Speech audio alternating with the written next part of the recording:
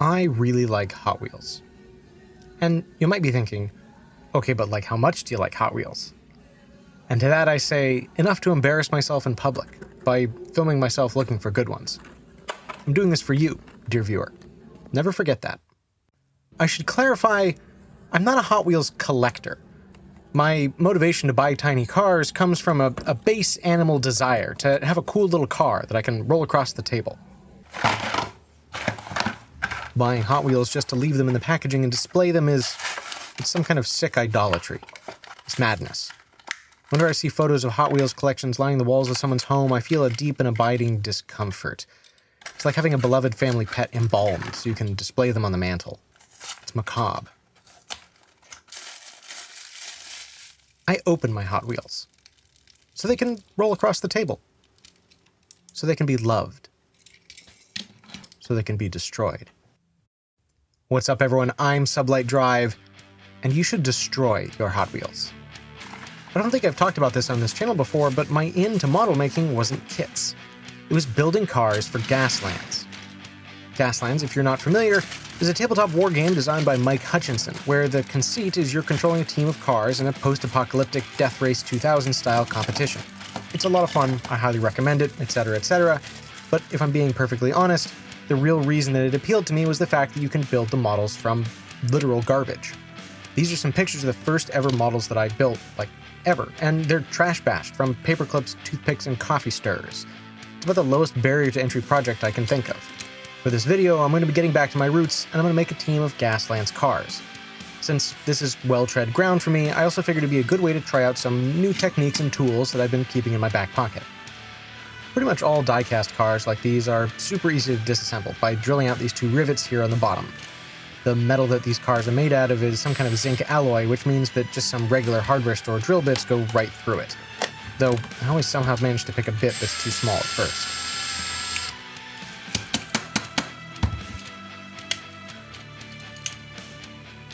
Once the posts are drilled out, the rest of the car comes apart into usually 4 pieces: the wheels, the interior, the windshield, and the metal shell.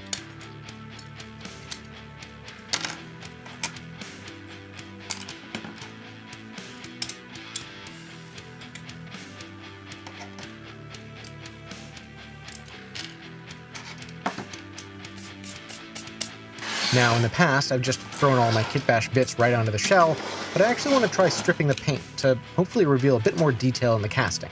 I'm going to give these guys a good 24 hours or so soaking in some acetone, and hopefully that'll do it.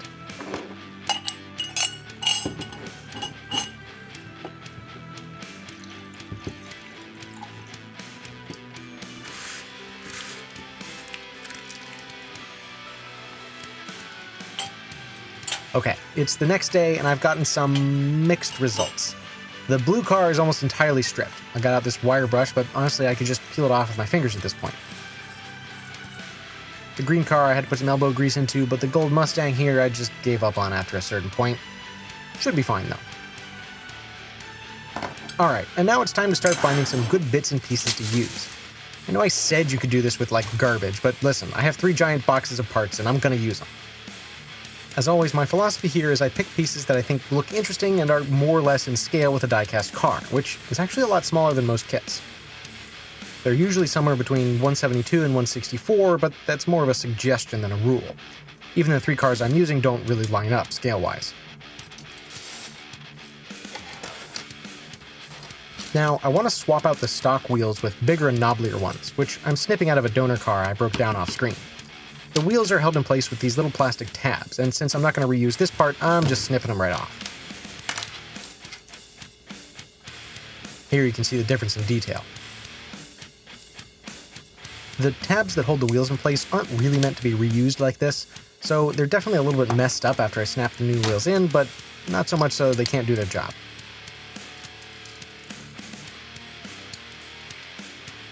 This giant engine block is kind of awesome, but honestly the detail on it isn't great. So I'm just going to cut it right off with my razor saw.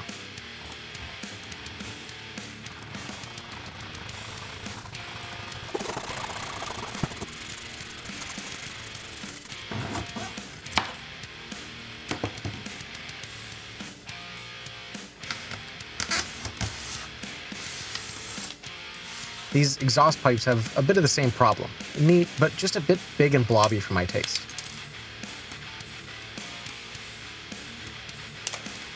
My first order of business is that I want to scratch build some new engine blocks. To start the process off here, I've got some jewelry wire that I'm bending and cutting into tubes.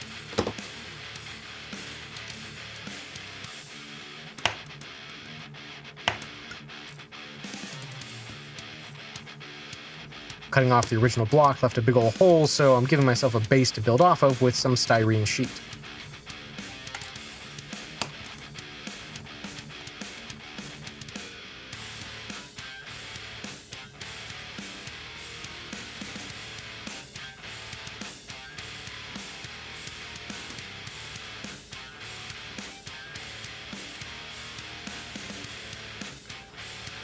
This little green doodad will make a good core of the engine.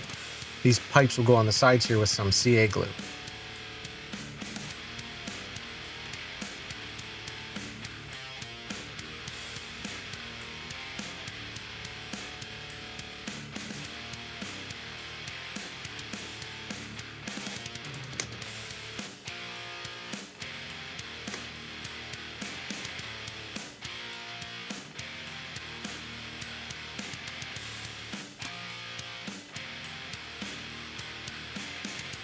Once the engine block is on the base, it's looking a little bare, so I'm going to fill up this space with more tubes and greeblies.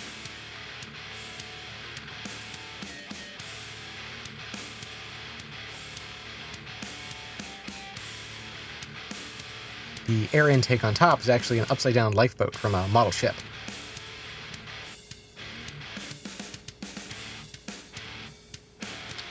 And there we go, that's looking pretty good.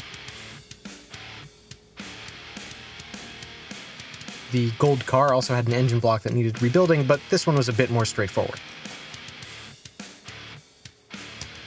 To make up for the kind of piddly little engine, I wanted to give this car a lifted suspension with some huge knobbly tires. To mount them lower, I cut some notches into the underside of the frame to serve as a guide. Then, with the wheels in place, glued down some strips of styrene to hold them. If I'm careful not to get the glue everywhere, the wheels will even spin when it's done.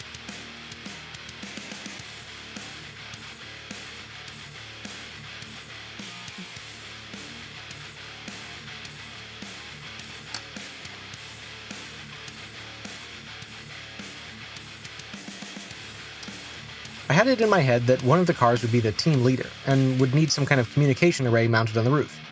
So I've got an antenna and a dish here that I'm going to very carefully cement down into a hatch cover.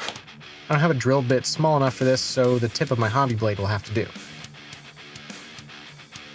I'm using plastic cement to bond the kit parts, but to attach it to the metal, it's hard to beat CA glue.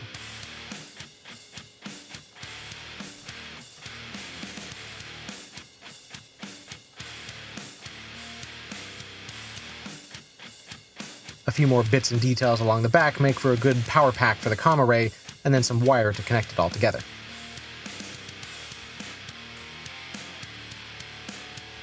For the front, I knew that the windshield was just going to come right out and never go back in.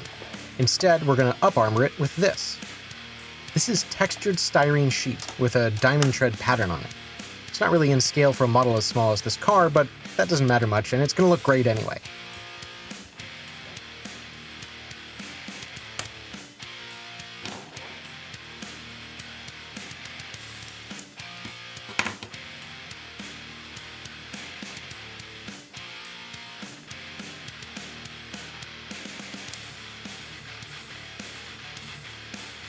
I used a bit of the diamond tread plate just about everywhere I wanted an extra panel or patch or what have you. Wherever it's going down, I'm just blobbing on some CA glue that is, honestly, it's getting everywhere. It's fine though, because wherever there's an overspill, you can just say it's a crappy weld done by some untrained wastelander.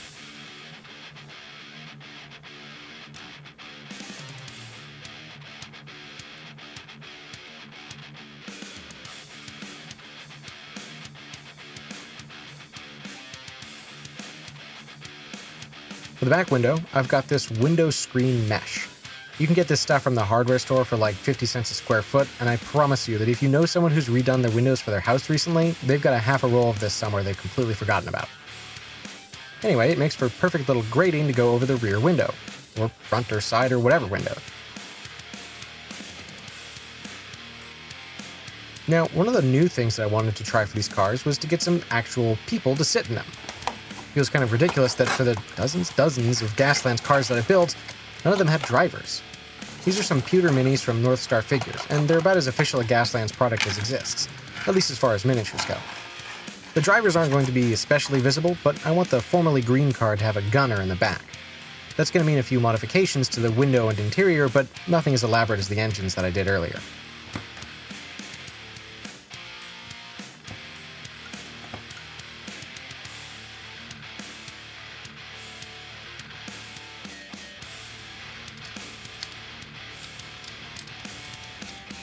His gun will be this Tommy gun that came with I think this is an M1 Sherman kit. Once I snip the buttstock off, you'd never know that it's way out of scale.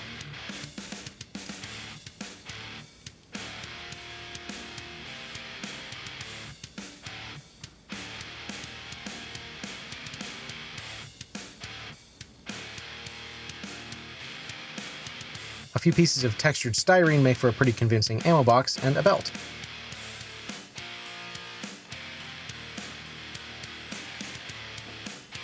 I'm also adding some armor patches for defense, a mysterious box on the front, and some more armor plating.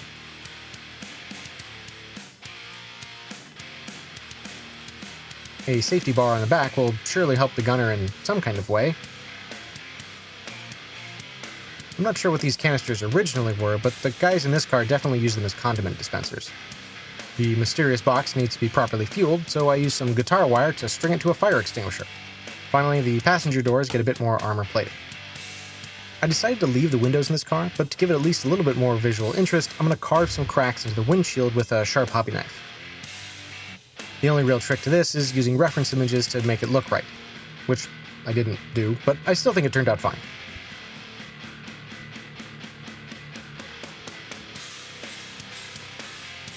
The only problem now is that the driver is a bit too tall to fit, even after I completely carved out the seat. So her feet had to go. It's fine, it's not like they were going to be visible anyway.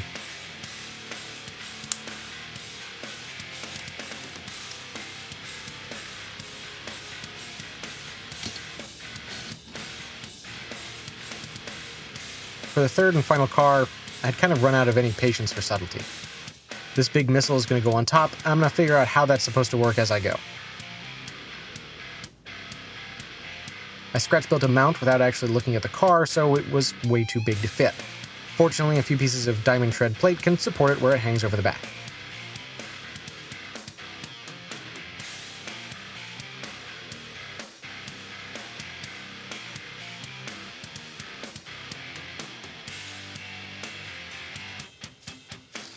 Next, I've got a bit of tiny jewelry chain.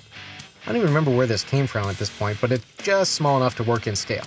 A little bit of CA glue is all it needs to stay in place.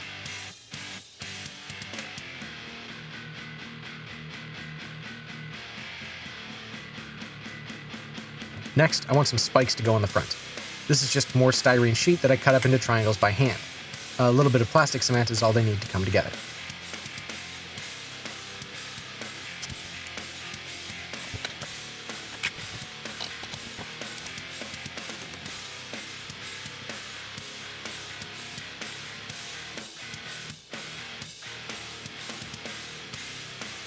The front of this car has some good detail that I didn't want to cover up, so I mounted the spikes just below the grille.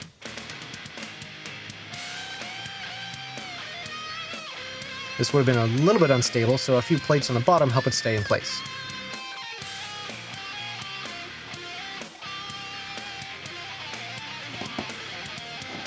Next, a bit more window screen mesh for the front windshield. This looked a bit weird going straight on, so some styrene sheet and good-looking bits help unify it with the front.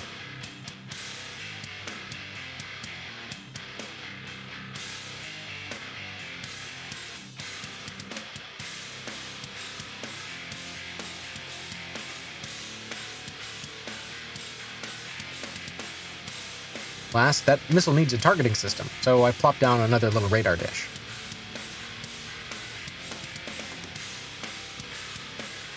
For the rear window, I have this textured styrene sheet that makes for a good armored sheet or something. Last, a tube to make sure that the radar is properly powered, and I think that that's a good place to stop.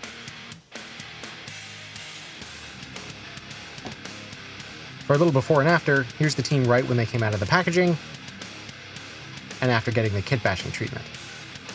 Next is getting these guys primed and taking them to the paint booth. Okay, I lied. The first thing I wanted to paint was actually the minis.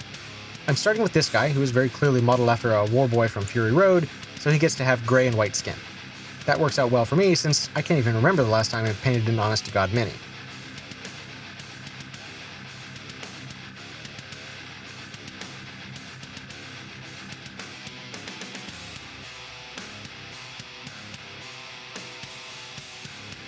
His accessories get to be mostly brown, but I couldn't resist giving him a nice red scarf around his neck.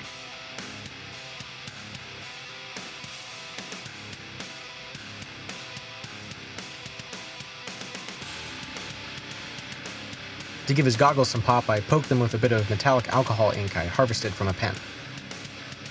Alright, he's looking pretty good. The next driver, I tried to give her some dark skin that will hopefully show off the details in the sculpt.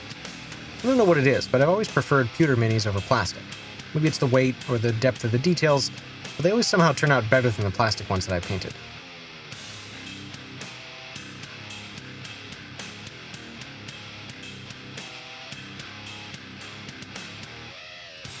Last, these two guys.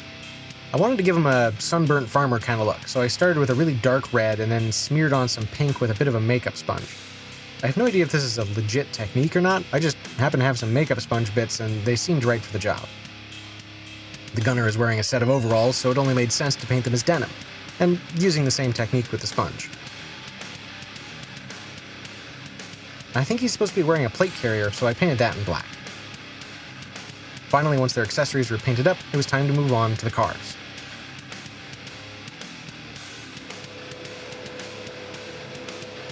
I'm starting with a really rusty base layer. I'm actually using two different colors for this, and to introduce some variation in modeling, I'm just sort of wiggling the airbrush around while I paint.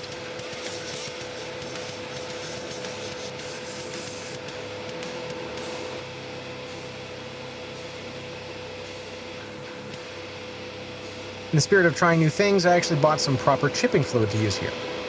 After a clear coat to seal the rusty base, I put down a layer or two of the chipping fluid, let it dry, and covered everything up with an army green.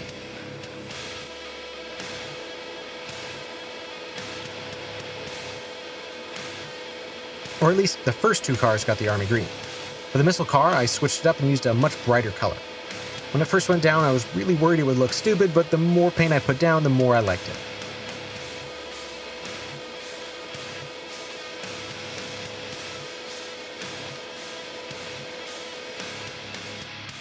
And now for the chipping. I brushed on a little bit of water here and immediately peeled off some giant chunks. That's okay though, since I've got 3 whole cars to practice on. Once I'd scraped this poor car enough to get a better handle on how the paint wants to move, I could refine my technique a bit on the second car. I actually didn't use any water at all here, just a toothpick. Even still, I had some try to roll up and peel off instead of the chipped look that I was aiming for. By the time that I got to the missile car, I had a way better handle on things, and honestly, it kind of shows.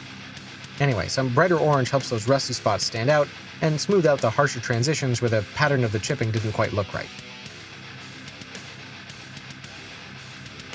Of course, not all the details are going to be rusted out, so I'm going in with a few spots with some shiny gunmetal acrylic. Nothing too crazy here, but it is kind of satisfying to watch it go on.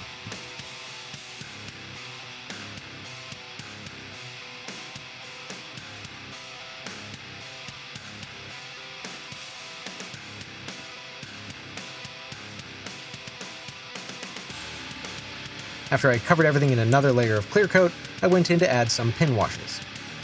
This is just some thinned down oil paints, and I'm using it to draw out those details that would otherwise get lost in the rust.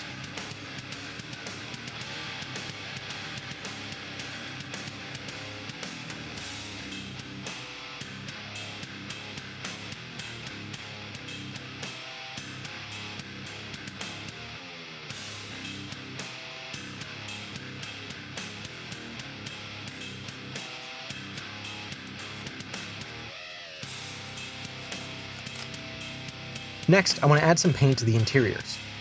These don't have a whole lot of detail, so I'm just going to give it a coat or two of brown and call it good. The engines, on the other hand, deserve a little bit more attention.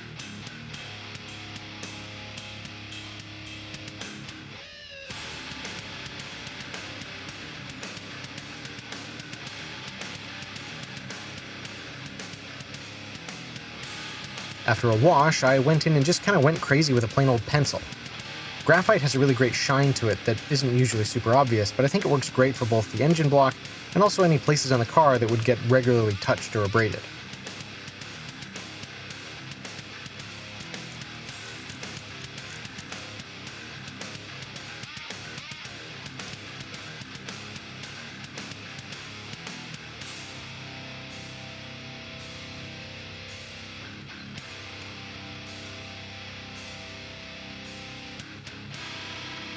Last, I'm going to go in with some alcohol pens to add some shine to the pipes and a few other places that deserve it.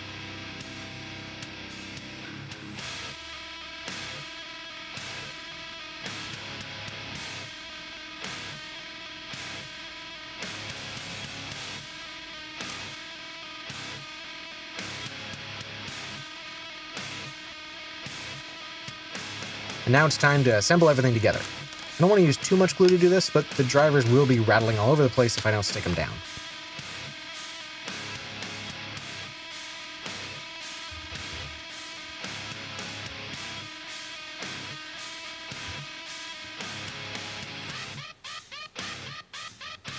To lock it all together, I'm replacing the rivets with just a big old blob of CA glue.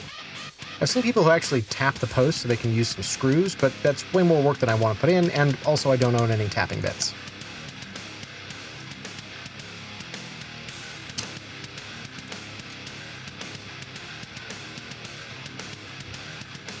Now, for a final touch, I recently picked up some weathering powders, which I've never used before. This stuff is just Cheeto dust. I mean, it doesn't taste like Cheeto dust, but it's just Cheeto dust. The best way I found to apply it is to sort of scoop it on with a stiffer brush and then smear it around with a softer one.